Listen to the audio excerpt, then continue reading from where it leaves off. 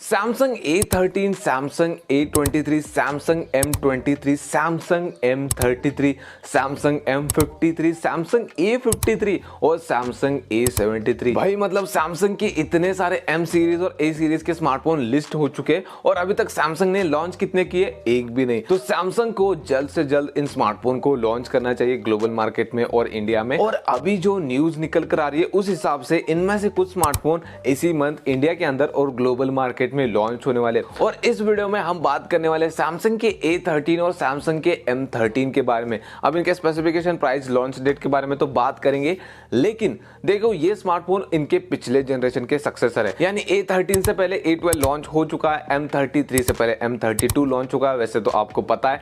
तो उनके साथ हम इनको कंपेयर करेंगे, देखेंगे कि क्या सच में ये इनके सक्सेसर है या फिर सैमसंग ने बस नाम से इनका सक्सेसर लॉन्च कर दिया है। तो फिर चलो देखते हैं कि इन स्मार्टफोन में हमें इनके पिछले जनरेशन से क्या क्या नया देखने को मिलता है। सबसे पहले बात करते हैं छोटे वाले की, यानी सैमसंग A13 की। तो इसमें हमें 6.5 इंचेस का FHD प्लस TFT डिस्प्ले मिलने वाला, जिसमें गोरिल्ला ग्लास 5 का प्रोटेक्शन भी दिया जाएगा।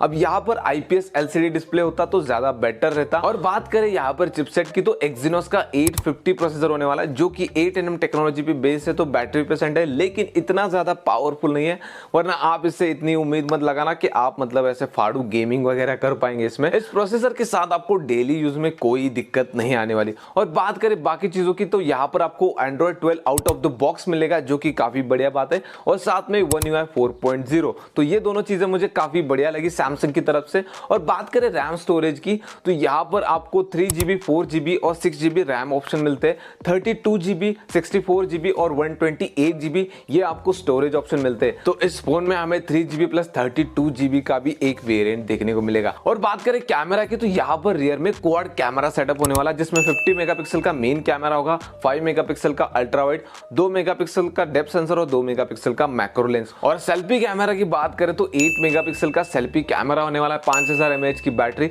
और 25 वॉट का charger. Side mounted fingerprint scanner होगा इस फोन में। और कलर वेरिएंट्स की बात करें तो ये फोन 4 कलर वेरिएंट्स में आने वाला, ब्लू, ब्लैक, व्हाइट और पिच कलर। तो ये थे सैमसंग A13 के स्पेसिफिकेशन। अब स्पेसिफिकेशन जानने के बाद आप बोल रहे होंगे कि काफी बढ़िया स्पेसिफिकेशन है। तो इससे पहले कि हम कुछ डिसाइड करें, उससे पहले हम सैमसंग A12 पे थोड़ी सी नजर डालते हैं, मतलब उसके स्पेसिफिकेशन की बात करते हैं।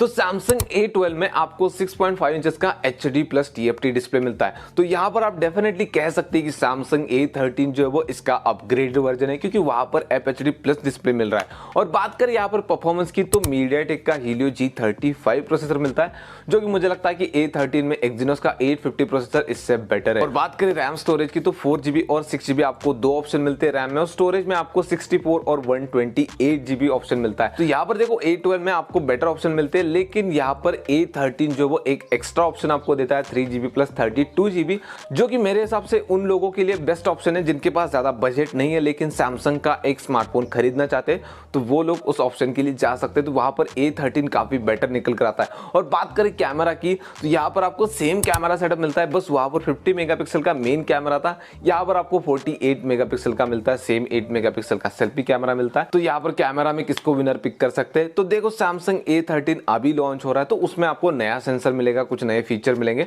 तो डेफिनेटली A13 को ही पिक करना पड़ेगा। और A12 में भी आपको 5000 mAh की बैटरी मिलती है। चार्जर का कुछ पता नहीं, हो सकता है 10 वॉट का चार्जर हो, जिसकी वजह से सैमसंग ने मेंशन नहीं किया।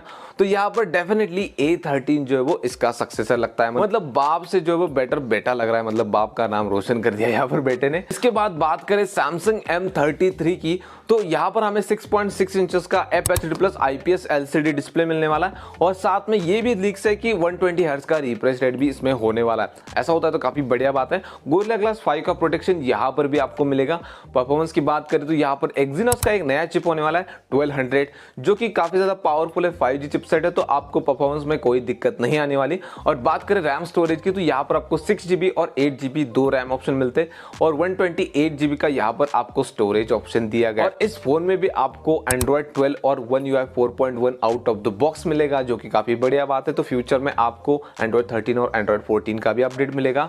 और कैमरा की बात करें तो यहाँ पर भी सेम आपको A13 की जैसा ही कैमरा सेटअप मिलता है, 50 megapixel plus 5 megapixel plus 2 megapixel plus 2 megapixel rear में क्वाड कैमरा सेटअप, और फ्रंट में आपको 8 मेगापिक्सल का सेल्फी कैमरा। इसमें भी साइड माउंटेड फिंगरप्रिंट स्कैनर होने वाला है, 6000 mAh की बैटरी और 25 वॉट का चार्जर। तो यहाँ पर आपको 6000 mAh की बैटरी मिलने वाली, तो काफी बढ़िया आपको बैकअप मिलेगा, 2 दिन से ऊपर चल जाएगी। और 25 वाट का चार्जर है तो थोड़ा सा टाइम लग सकता है चार्जिंग में, लेकिन ठीक है। और यहाँ पर आपको 3 कलर वेरिएंट मिलने वाले, ग्रीन, ब्लू और ब्राउन। तो ये कुछ M33 के स्पेसिफिकेशन थे। अब बढ़ते इसके पिछले जनरेशन की तरफ, यानी सैमसंग M32 के बारे में बात करते तो उसमें क्या स्पेक थे।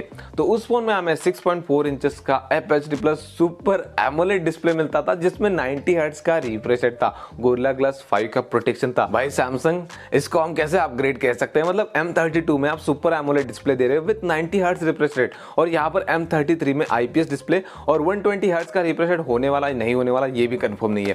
तो देखो डिस्प्ले के मामले में M32 बेटर है। और बात करें परफॉर्मेंस की, तो यहाँ पर M32 में हमें मीडियाटेक का Helio G80 प्रोसेसर मिलता है। तो उस हिसाब से देखा जाए तो Exynos का 1200 मुझे ज्यादा बेटर लगता है, और वो 5GB चिपसेट है।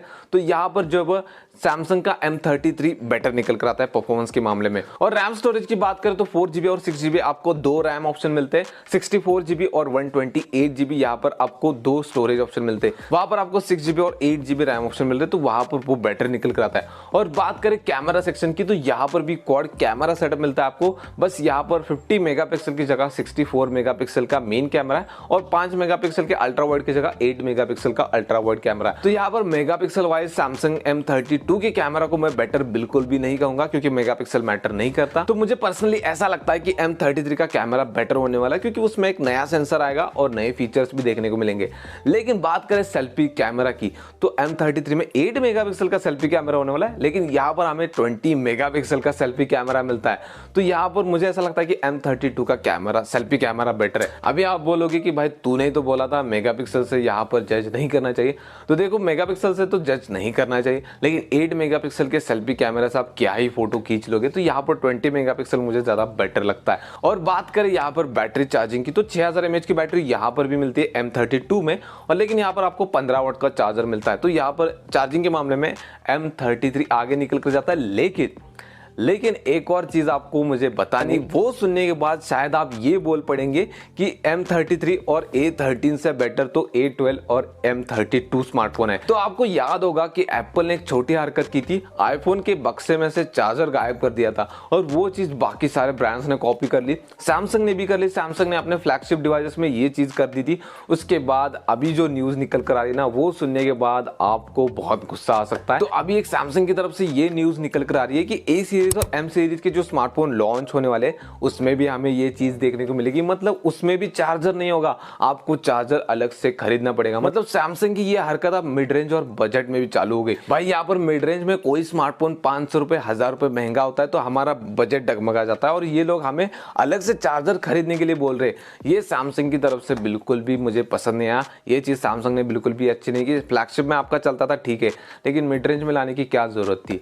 और देखो प्राइस की बात करें तो देखो प्राइस के बारे में और लॉन्च डेट के बारे में अभी तक कंफर्म कुछ पता नहीं, वरना आप बोलोगे कि भाई तूने कंफर्म प्राइस और कंफर्म लॉन्च डेट नहीं बताई। अभी तक ऑफिशियली कुछ पता ही नहीं चला, तो कैसे बता सकते। लेकिन ऐसी न्यूज है कि इस महीने इनमें से कुछ स्मार्टफोन लॉन्च होने वाले हैं इंडिया के अंदर। और प्राइस की बात करें तो M33 20,000 के नीचे होगा, यानी 17 या फिर 18,000 रुपए का हो सकता है। और A13 के प्राइस की बात करें तो उसमें 3GB प्लस 32GB वेरिएंट आता है, तो उसकी कीमत 12,000 के नीचे हो सकती है। वैसे 3GB प्लस 32GB कौन ही खरीदता है, 10,000 के नीचे हो तो मैं खरीदना पसंद ना करूं। आप बताओ कि A सीरीज और M सीरीज के कौन से स्मार्टफोन का आप वेट कर रहे हो। अगर आपको वीडियो पसंद आए तो वीडियो को लाइक कर देना, चैनल को सब्सक्राइब कर देना। हम मिलेंगे नेक्स्ट वाले वीडियो में।